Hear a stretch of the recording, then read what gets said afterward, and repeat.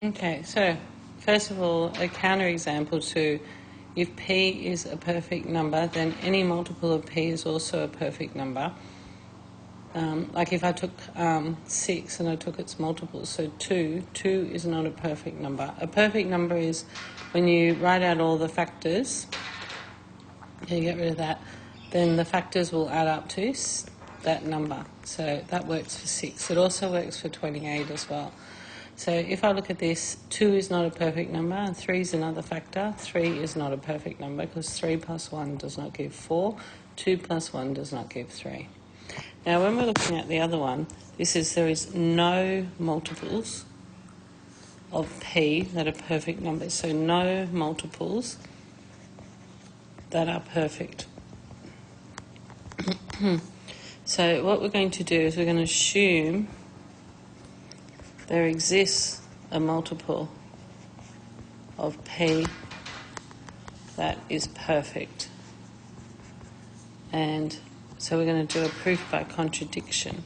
Okay, so for any integer p, so it's for proof that for if p is a perfect number, so let's get p as a perfect number, so let's get 6, then any multiple of p, there exists a multiple of p that is perfect. So if we look at 6 and we look at its multiples, 2 and 3 are not perfect, and 1 and 3 are not perfect because their factors do not add to give themselves.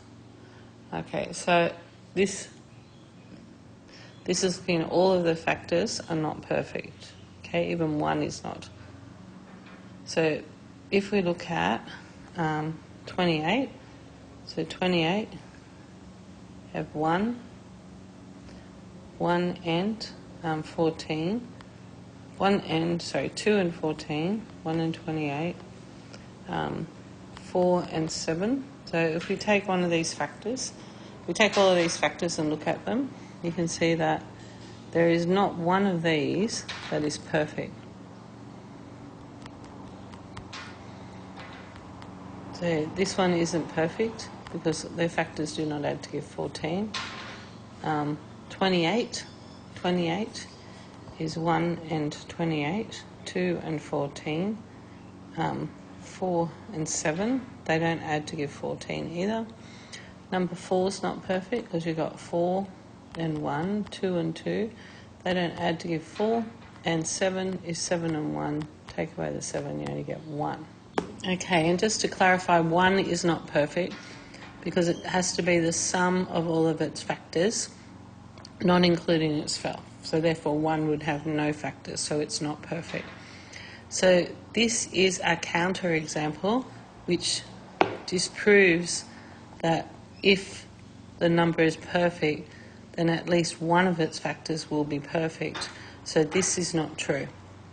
And you look at the previous counterexample, that proves this, that we proved there a very similar thing, that not all of the factors are perfect. So by contradiction, by proof by contradiction, so therefore by contradiction,